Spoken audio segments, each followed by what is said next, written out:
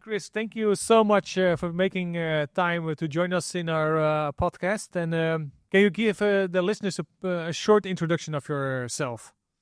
Yeah, sure.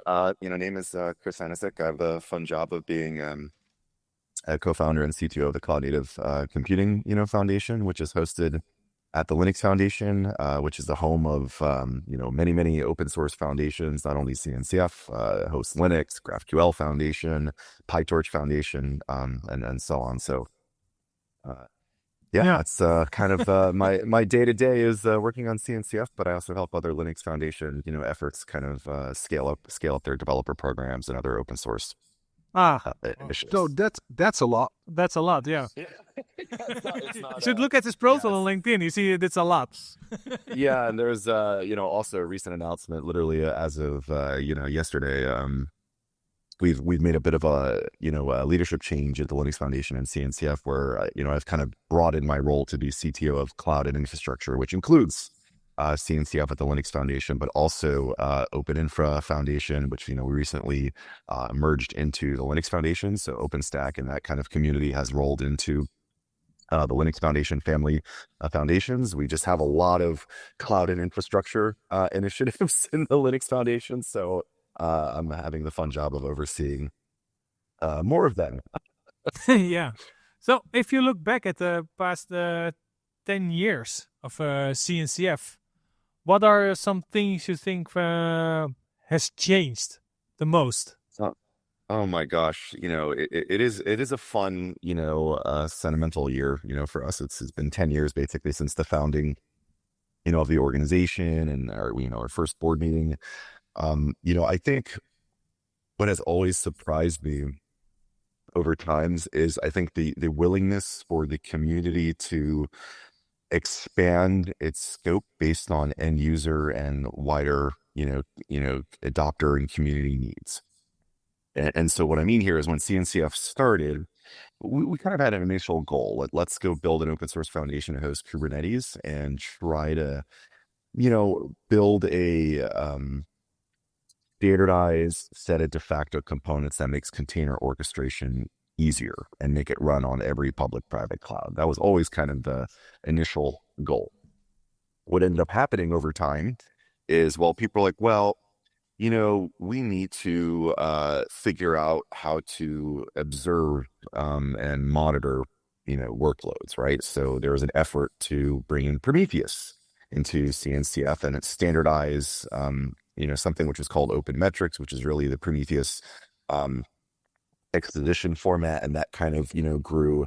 Then the organization in 2017 was like, let's also bring peace to the container wars and bring in Container D, which essentially was Docker Engine and Rocket from CoreOS at the time. And so we started to host container runtimes in CNCF, which was initially out of scope. We never envisioned hosting container runtimes. And then we continued to work with our community, and it's like, what's important, having a full kind of audit log and declarative way to manage configurations, around your, Kubernetes setup and other tool setups. So things like Flux and Argo kind of came in, which were kind of de facto GitOps, workflow management tools, and those communities kind of grew significantly. So, and then, to continue the importance of observability, which is critical for any workload at scale, an effort was to say like, hey, can we do what Kubernetes did for kind of the infrastructure layer, but can we do that for the observability layer? So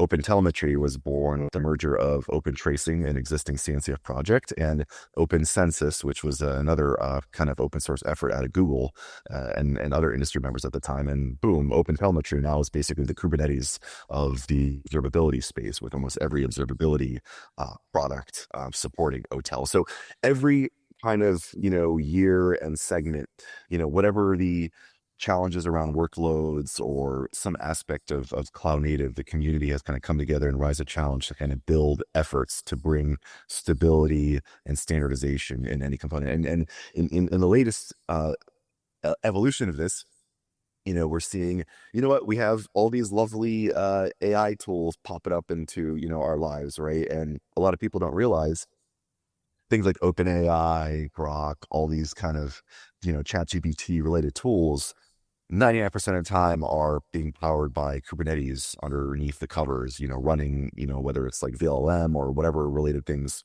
at scale, right? So in Kubernetes, if you look at the last releases, generally you see things like, improved dynamic resource, allocation or DRA support, improved GPU related things, stable sidecar containers. A lot of these things are kind of built to improve running AI workloads at scale. So whatever workload it is, whether, it is containers, even VMs, AI related workloads, WebAssembly modules, the CNCF community comes together to kind of support these workloads, whether it's running them, observing them, and securing them. And so that's, what has kind of surprised me and over the years of how this kind of community continues to evolve to make sure it doesn't get stuck in the past. It is truly kind of the bleeding edge of open source infrastructure. Yeah, but so still a bit of a long answer. So. No, awesome. That's fine. I know your time is so precious, but do you still consider Kubernetes a container orchestration platform? Well, that's what it essentially is. Yeah, so I personally do not, right? Like, does it orchestrate containers? Well, absolutely. But, if you kind of just look at how the Kubernetes API works and how kind of the reconciliation engine is, it's really a generic system. It just happened to be the first thing that Kubernetes orchestrated and, reconciled an end state in a declarative fashion, happened to be stuff that needed to power and orchestrate containers. But if you kind of look at some other projects out there, you have things like KubeVirt, right? KubeVirt basically creates CRDs, composable resource definitions and in Kubernetes parlance to manage in virtual machines side by side with containers. And then you have like crazy projects like Crossplane, which are using the Kubernetes API to go even a further level where you could describe generic cloud resources as like, I want to make a resource claim for a blob store, right? I don't care that blob store, is an S3 thing on Amazon or, blob or block storage on Azure. So it's trying to like generify, like, I need this type of thing. I don't care what cloud it comes from, right? So like, and Kubernetes goes and makes it possible to go fetch that, bit, make sure that it's, come up to date of basically what you need. And if something goes away, it'll go reconcile and make sure you have access to that resource. So it's kind of this generic, engine, I think, these days. But that's how I view it. And if you kind of look at the reality, that's what people are doing. People have created CRDs to manage all sorts of things, GPU-based workloads, a lot of the DRA, related work that's, going on. But don't you, people also call it the OS for the cloud. Do you stand by that claim, or? So if you think of operating system of like a generic, kernel that, runs application, then yeah, I could see how Kubernetes could definitely fit as kind of the operating system of the cloud. People have also called it the Linux of the cloud. So, I think there's a truism. It's not perfect, but if you start thinking about Linux, like, there's kernel space and user space, and like what does that mean in a Kubernetes sense? Where does the application sit? Where is the kernel space sit? And there are some analogies there. And I think for someone that is new to Kubernetes and CNCF, thinking about Kubernetes, that hey, it's kind of like Linux. Linux is basically everywhere. It's, phones, clouds, yada, yada, yada. And it kind of sits in that base layer. And you just have to know it's there and maybe you know how to interface with it, but sometimes you don't really need to, because maybe you're, sitting writing applications on a layer on top of Kubernetes, just like Linux. If you're working on the cloud or using some Amazon service, maybe you're writing serverless stuff, Lambda, like you generally don't play with Linux or all that stuff.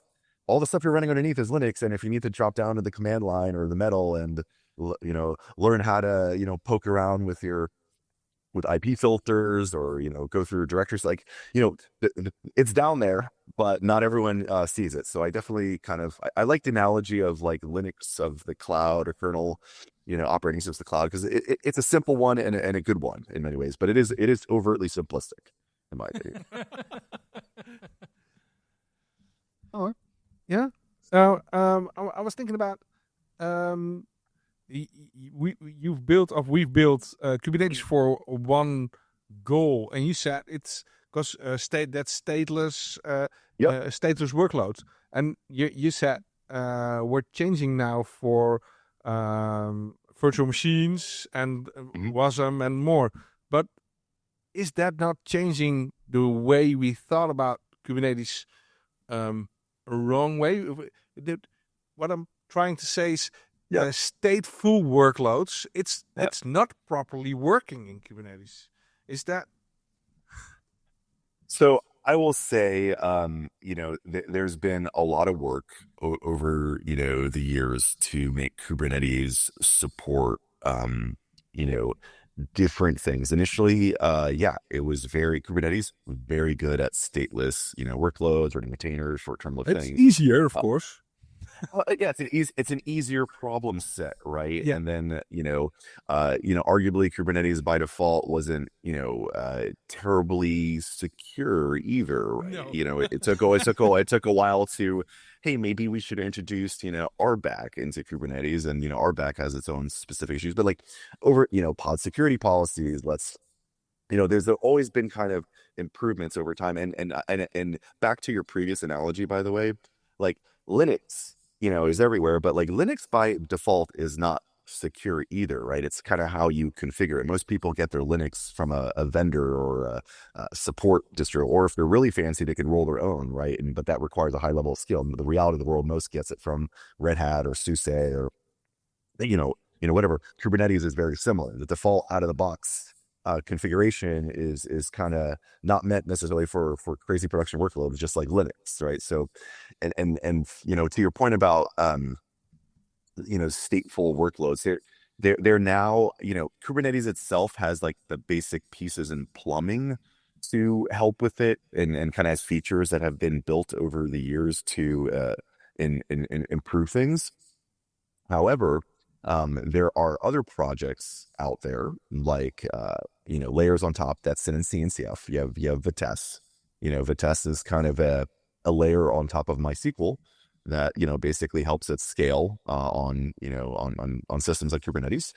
You also have a new effort in CNCF called CloudNativePG. So for the Postgres, we had them in the there. podcast Yeah. So a few hours ago. So perfect timing. So you should know that like it's not fully true that Kubernetes doesn't support stateful workloads. It just continues to get better, and improvements are being made to Kubernetes itself to kind of get there. And it's like it's for everything. It's like if you look at I think in the Kubernetes one, like for many years, like batch workloads and stuff like that was pretty crappy, right? Especially if you were using it for AI and ML related workloads. I think it was in Kubernetes 1.2.6 where that API got incredibly improved over time to kind of support parallel workloads a little bit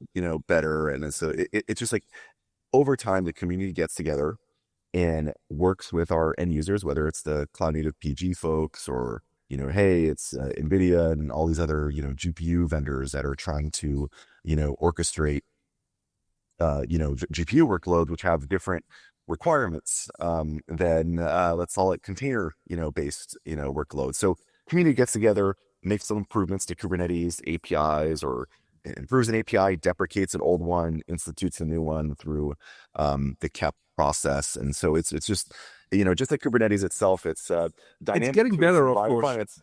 Yeah. The stability is getting better, but I was thinking about what is the biggest challenge for Kubernetes at the moment. Oh, the biggest challenge I think is I think there's two ways I think I would look at it. One is from the maintainer community perspective of it is the project's over 10 years old now. There's been a lot of maintainers and kind of growth in the project, and the growth of maintainers is fairly stable, right? Like it's not as crazy in the early days where things were just absolutely bananas. Companies popping up where we work. Now Kubernetes is fairly stable and ensuring that we keep bringing in new people to help with the development and features and that kind of good. It's kind of just like Linux. It's like, in Linux, we had to institute a lot of mentorship programs. We actually have someone hired at the Linux Foundation that's a fellow, Shua.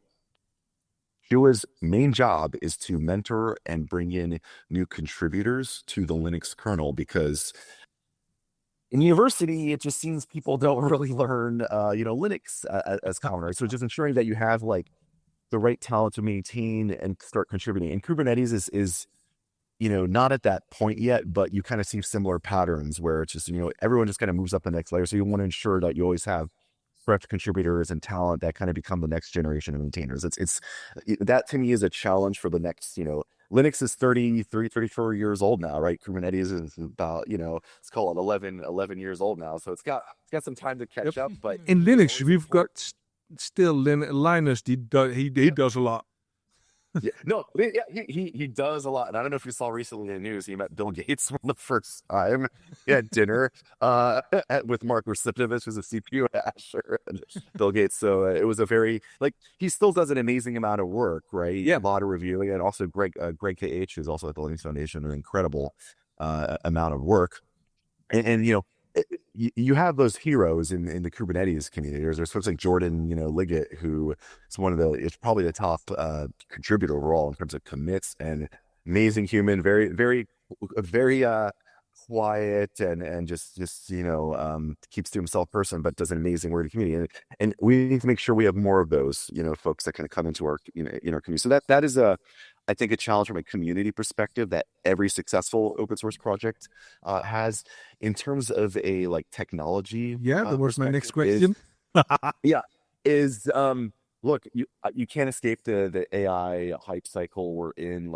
These tools are very, very useful in many ways. Yes, they're not perfect, but they're being used, and we have an incredible amount of GPUs being deployed, data centers being built. So now there's different types of workloads. So it's rising to the challenge to ensure that Kubernetes and the surrounding community could orchestrate, secure, and observe GPU-based workloads. And you kind of see this happening. It's we need to add a feature to improve how scheduling is done, because GPU-based workloads like things called gang scheduling, which is kind of a different way of thinking about things from the traditional, classic, container workloads maybe.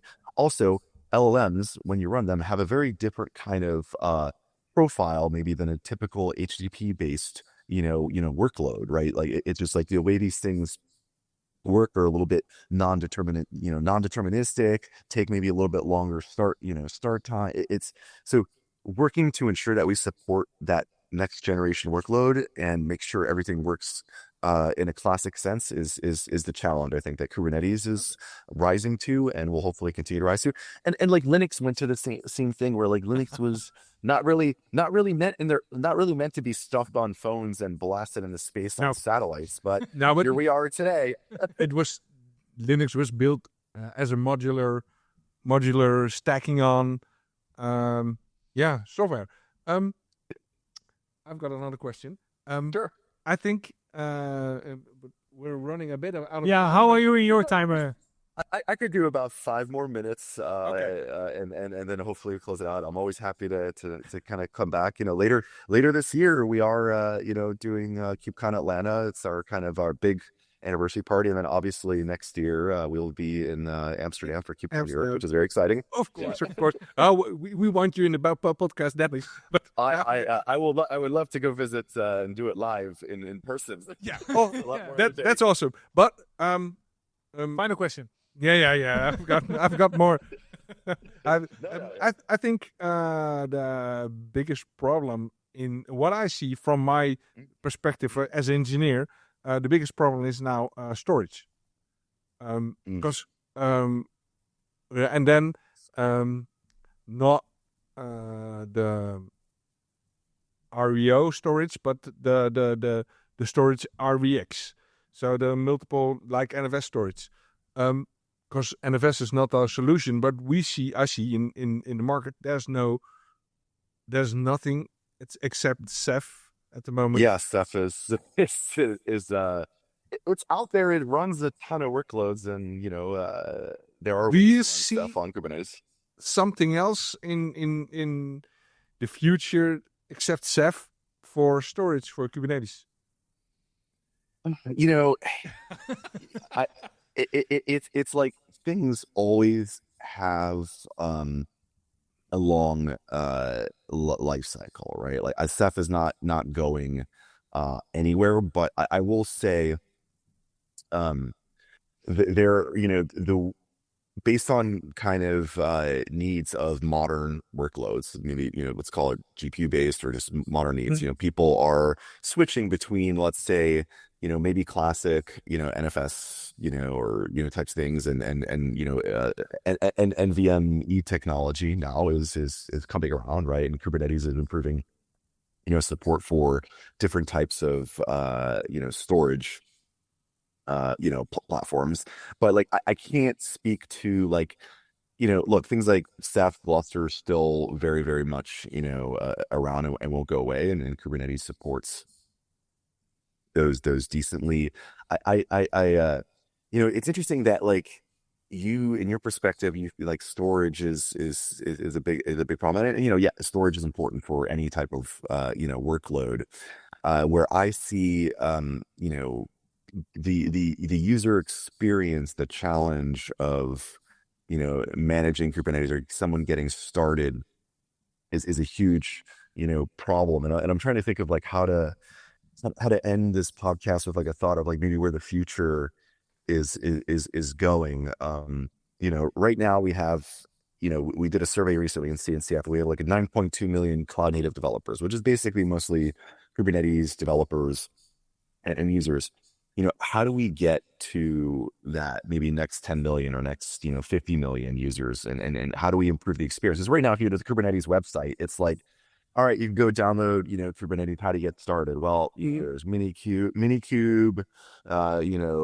K3s if you want to try to locally. Maybe you download Docker Desktop and it has Kubernetes embedded in it. Like the current user experience is pretty bad for developers, for folks. So I think one of the future paths for Kubernetes outside of it will continue to support almost every storage technology, networking technology under the sun as the platform field. But how do we make it easier to use in general? So if you look at some of the latest things that's happening in Kubernetes land, we had a CNCF project called Headlamp, which now has rolled under Kubernetes SIG UI. And if you're familiar with Headlamp is basically a pluggable kind of desktop type interface for Kubernetes. Kind of like Docker Desktop in some ways. You kind of think of that similar experience.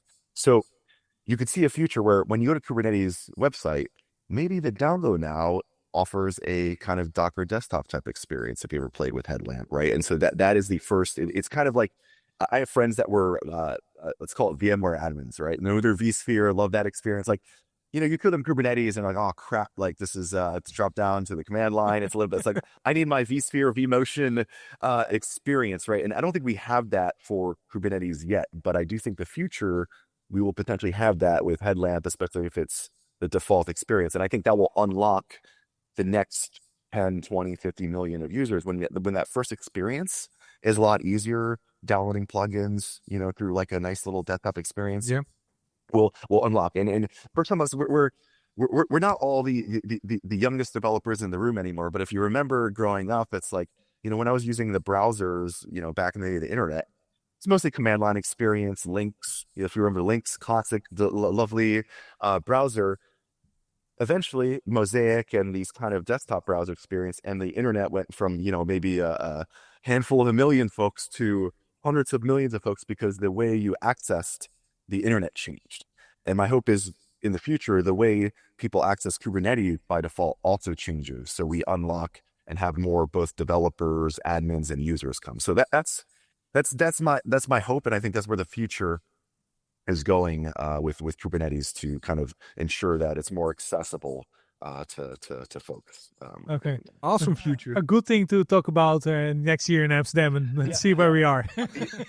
I will maybe take a wager on this podcast that my hope is you will have hopefully in beta at least that type of experience. And if you haven't checked out Headlamp, I highly recommend playing with it and looking at it, because it has I would say check it out. Maybe not fully ready yet for production like most like sandbox early efforts, but a lot of great things are happening with that project. Okay. Okay, thank you very much. Very cool. We'll have a look. Okay. And see you next year. Absolutely. I can't wait to be in Amsterdam, and then hopefully your community knows about the upcoming KubeCon. I'm very excited. We just wrapped up. I did a 2-week travel tour in KubeCon Japan and China, which was incredible. KubeCon Japan is jealous. Out. But yeah, no, super excited to be back in Amsterdam at the RAI Convention Center. So very excited to catch up with you then. Okay. Thanks. Thank you very much. All right, take care. All right, have a good one, and enjoy the rest of your afternoon. You. We will. Bye-bye. Bye.